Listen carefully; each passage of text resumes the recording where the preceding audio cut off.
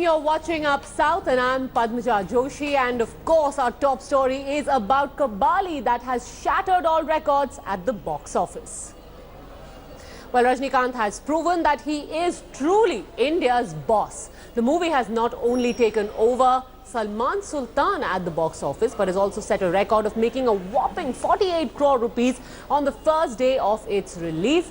Take a look at this comprehensive report.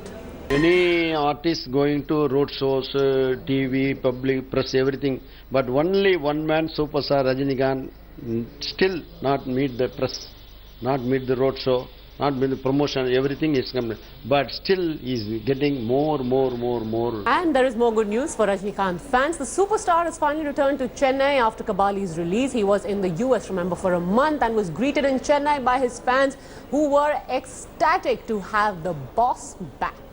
While Kabali shatters all records at the box office, Kollywood king Rajinikanth made a grand return to Chennai from a much-needed vacation in the US. Rajinikanth was in the US for the last 1 month undergoing medical treatment.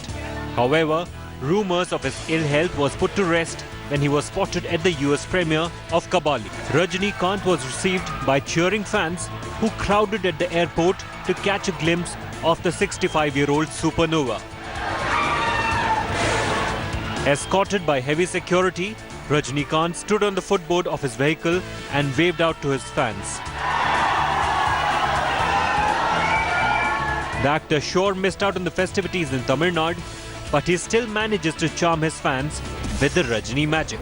All right, shifting gears now. It's been 4 days since the Indian Air Force aircraft AN-32 went silent.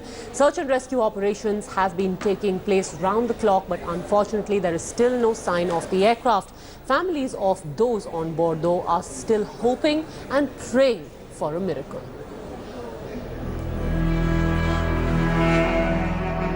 It's a miracle this family is waiting for. 4 days gone and no sign yet of Bhupendra Singh, who was on board the Indian Air Force aircraft missing over the Bay of Bengal. Sangeeta Singh from Visakhapatnam is waiting for her husband, hoping that no news now might be good news later. But with each passing hour, the fear of the worst is rising. इतना time हो गया 2 दिन और मतलब flight को उड़े हुए भी ज़्यादा टाइम नहीं हुआ, तो लैंड करती तो भी अगर इतना टाइम पानी में जाती तो भी अभी तक कुछ न कुछ मैसेज मिल जाता है. Ashutosh, Bhupendra's 24-year-old son, still remains optimistic, consoling his family as much as he can. He still believes his father is safe and sound. जिस तरह का मतलब सर्च रेस्क्यू ऑपरेशन चल रहा है, जहाँ तक मेरे को इन्फॉर्मेशन है उस हिसाब से तो बहुत बढ़िया चल रहा है. मतलब वो लोग भी अपना खून पसीना एक करके ढूंढ रहे हैं, लेकिन वही है कि रिजल्ट नहीं मिल रहा है और ये बहुत दुख की बात है. Nearly 800 kilometers south along the coast, Muthukrishnan Skin waits for any news about him. The Chennai-based family scans news all day long. The 37-year-old Coast Guard officer was travelling in the same aircraft. He had been transferred to Port Blair and had to leave his family behind in Chennai. இப்போ அந்தமானுக்கு 3 மாசம் மாறி போய் அங்க டியூட்டில join பண்ணிட்டு office டியூட்டியா தான் சென்னைக்கு வந்தாரு. 16ஆம் தேதி சென்னைக்கு வந்துட்டு 22ஆம் தேதி காலையில 5 மணிக்கு டியூட்டியை முடிச்சிட்டு அந்தமானுக்கு கிளம்பி திரும்புறாரு. Muthukrishnan had 2 sons, a 6-year-old who is differently abled and a 4-year-old. His wife lives in fear of not seeing her husband again. இவங்க அண்ணனும் தான் இருக்காங்க. அண்ணனுக்கு 2 பசங்க. அது மூத்த பையன் வந்து கொஞ்சம் மாற்றுத்திறனாளியாக இருக்காங்க. பையன் வந்து எல்கேஜி படிக்காங்க. அன்பு செல்வம் பேர். மூத்த பையன் பேர் ராகுல் சித்திக் ராஜ்னு சொல்லுவாங்க. All hopes are pinned on the Indian maritime agencies who are scoring the waters where the AN-32 aircraft disappeared. A search is underway on war footing for any sign of the aircraft and hopefully the survivors. With Ashish Pandey in Hyderabad and Pramod Madhav in Chennai, Bureau Report, India Today.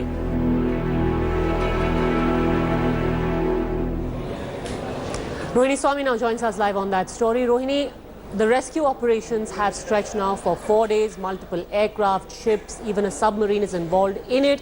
Has there been any sighting at all of debris, of an aircraft, any emergency beacon whose signal has been detected? Well, as of now, no, because we've seen how all the defense forces put together have been part of this entire search and rescue operation. They have not found any debris that is related to this AN-32 aircraft. We did have a briefing from the Coast Guard today, and they said though they have found certain material, but they did not belong to the AN-32 aircraft at all, but they still continue in their search and rescue operations. The first 2 days, it was extremely difficult because the weather was it was under difficult weather conditions. Even when the Defence Minister, Mr. Manohar Parrikar, did arrive and he was taken on a sortie, it was even his takeoff was delayed because of the bad weather conditions. It was only in the last 2 days they've actually been able to go ahead and increase their search operations in terms of the wider number of kilometers in which they are going. Initially it was around 20 kilometers, and I'm not talking nautical miles, but I'm saying it in kilometers because that's how it's explained to me. Now they've increased it between 50 to 200 kilometers, and they have widened their range to try and see if they can find any of the debris floating. Now the next course of action, if they do not find that in the next few days, would be, as they've already deployed a submarine, would also to deploy some more submarines, because it will be the underwater search operation that will be most important. But everybody's hopes are pinned as time ticks by, that hoping that possibly that they could be able to rescue some people, or find, at least sight the aircraft as of now. From early morning hours till late evening hours, as much as the light permits and as much as the weather condition permits, they're trying really hard to see if it's possible. Let me also bring in one point, Padmaja, at this point of time, that the black box can last only about a month, and that is why they're hoping that even the beacon or any kind of indication that this possibly could be found is being done. And that is why, apart from the Defence Force agencies that we are seeing, the Navy, Air Force, Coast Guard, we're also seeing other agencies like INCOIS, NIOT and ISRO, who are also helping in satellite imaging and others, to see if they can spot it at the earliest. All right, for now, thank you very much, Rohini, for joining us on that story. Still, the prayers and hopes of an entire country are with the families of those who are on board that aircraft. Moving on, for nearly 2 months, the lawyers in Tamil Nadu have been in a state of agitation. They are protesting against a new set of disciplinary rules that have been framed and implemented by the Madras High Court. The rules say that lawyers can be debarred if they are found to collect money in the name of judges or found to be in an inebriated state in court. They have also been barred from holding demonstrations inside court premises. The new amendment to the 1961 Act carries severe punishment against lawyers who show a lack of respect for the courtroom or judges. The lawyers claim that the new amendment is a violation of their basic right, and the rules stop them from performing freely and without fear. The Bar Council cancelled the license of 105 lawyers, mainly those who were organizing protests. The lawyers from across the state then laid siege to the Madras High Court, demanding immediate withdrawal of these amendments. Advocates of Tamil Nadu, entire advocates of Tamil Nadu, we are going on strike for the past 2 months. The entire Tamil Nadu, the courts are they are not working. The entire advocate community, nearly 18,000 people, we are on boycott for the last 2 months. That act is totally against the advocate community. That act amendment itself is a violation of fundamental right of the Indian Constitution. We are agitating to withdraw the entire amendment. So for more than 45 days, the advocates all over Tamil Nadu doing a boycott in a Gandhian way. Madras High Court is in a state of chaos as thousands of lawyers have come here together to lay a siege of Madras High Court. Their demand is that rules of 14A to 14D should be immediately withdrawn. These are the rules which are kind of implemented using the Lawyers or Advocates Act of 1961, which particularly states that lawyers cannot be rude or act in a sense of disrespect towards a judge. Also, the lawyer cannot tamper records or the properties of a court, and he can definitely not be in a state of inebriated condition inside the courtroom, and most importantly, no form of protest can be conducted inside the court premises. The lawyers have been protesting against these rules for nearly 2 months, and a day before they announced a seizure of Madras High Court, 126 lawyers' licenses were suspended by the Bar Council of India. The situation is quite tense here. Anyway, the police, thousands of police are also being deployed here along with CISF, who are currently protecting the court premises, and they are trying to keep the situation under control. There have been states of protest by the lawyers, but since they are all in separate gates right now, the protest is kind of under control, but they have demanded and they have said that they will not move away until these rules have been withdrawn by Chief Justice Sanjay Kishan Kaul. This is Pramod Madhav with camera person Vijay for India Today. Moving on to Karnataka now, whose government has declared a 2-day holiday for all schools across the state in view of the indefinite strike call by state-run bus transport corporation. Around 1.23 lakh employees are demanding a 30% wage hike. The state government has offered a 10% hike, but unhappy union members are insisting on a better hike in wages. About 23,000 state-run buses will stay off roads, state and national highways, affecting intra and interstate services and disrupting the passengers' movement. The Chief Minister has directed the Transport Department to make alternative arrangements to minimize the inconvenience to the public. Around 30,000 private buses and 80,000 maxi cabs will be plying during the strike. 23,000 buses are off the roads today. In fact, both the KSRTC as well as the BMTC are on an indefinite strike because the employees feel that they want at least about 30% hike in their wages, and the government has agreed only for 10% hike. And the commuters are finding it a problem, even though there are private buses as well as maxi cabs that have been arranged. But then ultimately it is the common man who suffers. I have with me one such person, a singer, Mr. Naveen Singh.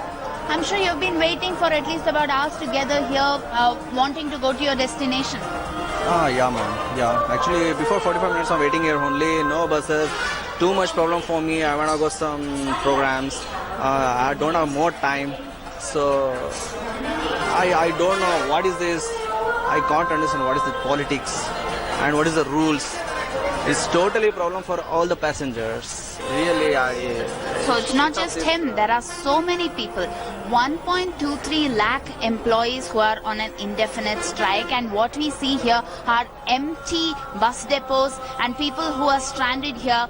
Now, we'll have to wait and watch because some of them do have personal vehicles of theirs, because Bengaluru is known to be second highest as compared to Delhi with respect to personal vehicles that are being used. But what about the rural sections? These are some of the questions that are being raised. Even though schools and colleges are closed today, what about the working class? They will be terribly affected because a person like Naveen Singh today has a show in Dharmasthala, but he can't find a bus for himself. With camera person Nadu, Pratibha Raman, Bengaluru, India Today. Welcome back. Now, yesterday, India's biggest news quiz was launched on India Today, and in the very first episode, the winning team was from Chennai's Chettinad Vidyashram. That's right, up south made its mark there as well. Tiebreaker question. Remember, one question. Who gets it right, who gets it wrong will decide who goes to the next round. Who is the singer of this song? A.R. Rahman. You're saying A.R. Rahman? You seem hesitant. From Mohenjo-daro. A.R. Rahman from Mohenjo-daro. You're going with that? Is that the right answer, guys? Oh, yes! The right answer. Well done. Wow. A.R. Rahman and Mohenjo-daro. Well done. Fantastic. I need to take a breath. Come on, Siddharth Omkar. Come on in. Well done. Fantastic. Well done. Woo. Huh? What happened? You're breathing hard. Well, congrats to the winners. They get an iPhone laptop each as well as one Amazon Kindle each and move to the semi-finals. But fantastic work done there. You made a great comeback. Their modern school, Barakamba. You really made this. Anjana, thank you so much for joining us. And the girls from St. Mary's, well done. You are the youngest, remember, so you can come again next year. Well done. Fantastic. Well done, winners. Your heart is still beating, I can see. And you got in the week of Kabali, a Chennai winner. So you want to give me a Kabali dialogue quickly? Sure, it's my pleasure. What? பழைய தமிழ் படங்கள்ல இங்க மறுக வச்சுக்கிட்டு லுங்கி கட்டிக்கிட்டு நம்பியாரு கபாலின்னு சொன்னோன்னே கை கட்டிட்டு சொல்லுங்க எஜமா அந்த மாதிரி கபாலி நினைச்சியா கபாலிடா Okay, I'm not going to ask you what it is. It's a Rajni dialogue. Well done, guys. Fantastic.